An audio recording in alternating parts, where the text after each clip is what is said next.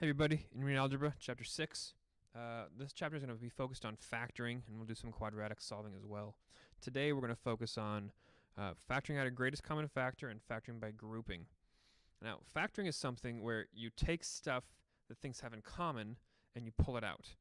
And when you pull out stuff that things have in common, what's left is what's different. And that can be really useful in all kinds of settings, not just mathematical settings. If you pull out the stuff that's the same, what you're left with is what's different, and that lets you compare and contrast the differences and also recognize the similarities. So a greatest common factor is a term or a value that every term has in common. Here, 2x squared and 6x both can be divided by 2x and leave you with whole number values. If I factor a 2x out of this term, I'm left with x, and if I pull a 2x out of this term, I'm left with 3. So we would say the greatest common factor was 2x, but if we were to actually do the factoring, we get 2x times x plus 3. So factoring is like doing the distributive property backwards. The way that you check factoring is you redistribute and see, do I get 2x squared plus 6x? And of course you do.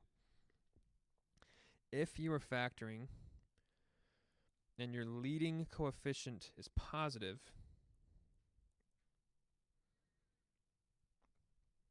pull out a positive. If your leading coefficient is negative, and your leading coefficient is always the coefficient on the biggest power, okay, so the biggest power is 6, we'd say this is a 6-degreed polynomial. If your biggest power is 6 and the leading coefficient is negative, when you pull out the greatest common factor, pull out the negative. So the GCF here, the greatest common factor, is going to be negative 3 x to the third. So here's the trick. There's two things you have to look for. The first thing you look for is, what is the biggest number that goes into each of the coefficients? And I'm going to change this to make it a 12 so that I'm not a liar. The biggest number that goes into each of those coefficients, 3, 6, and 12, is 3. So my GCF is going to be a negative 3 because the leading term is negative. Then I check for the powers, and I ask, what is the smallest or the biggest power that appears in everything? Which is the same thing as asking, what is the smallest power in a polynomial? Smallest power is 3. So I'm going to pull out a negative 3x to the third from this. That leaves me with x to the third minus 2x plus 4. This is the factored expression. And if you're not sure how to do that when you're factoring, one thing you could do is just think about it like you're dividing everything by negative 3x to the third. So you divide by a negative, all the signs will switch, and the powers just subtract. 6 minus 3 was 3, 4 minus 3 was 1, 3 minus 3 was 0, and there's no x's there. So the greatest common factor is negative 3x to the third, and here I factored out the GCF. Pretty straightforward stuff. Now grouping is a factoring method that we typically do with 4 terms. If you have an expression that has 4 terms, you use grouping. But sometimes it's kind of weird. You'll use 4 terms in a non-simplified expression. So let me start with this one. I'm going to have 2x squared plus 6x plus 3x plus 9. Now, this could be simplified as 2x squared plus 9x plus 9, but you want to have 4 terms to do grouping. Here's how grouping works. Cut your expression in half, where you have a binomial on the left side and a binomial on the right side. With those two binomials, you factor out the GCF of each piece. So in the left half, the greatest common factor is 2x. And when I factor that, I'm left with x plus 3. On the right half, the greatest common factor is 3. I can pull a 3 out of this, and I'm again left with x plus 3. I often call these things bubbles right here. They're really factors, these parentheses, these factors.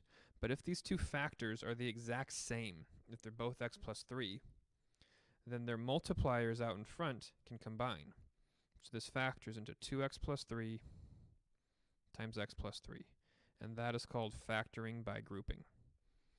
You split the 4 terms in the middle, pull the GCF out of the left side, pull the GCF out of the right side, and see what you have left. If what you have left can be combined because those bubbles are the same, then the stuff in front of them becomes its own parenthesis, its own factor. Let me do another one. 6x squared minus 12x minus x plus 6. Beautiful. Okay, I'm going to factor this by grouping, so I split it in half. The left half has a 6x as a greatest common factor, leaving me with x minus 2. The right half has no greatest common factor, but because there's a negative in front, I'm going to pull out a negative 1. That makes this x minus 6. All the signs switch. Now you'll notice that these two things here aren't the same, so I can't combine. This can't factor further. If what happens in these two factors here aren't matching, we can't continue factoring. But had the problem been written like this,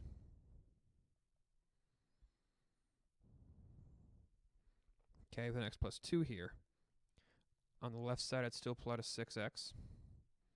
On the right side I'd still plot a negative 1. And then these two factors are now the same, so these two things combine as a factor, 6x minus 1 times x minus 2. Okay, that's factoring by grouping. It's really wonderful. I'll do one more example where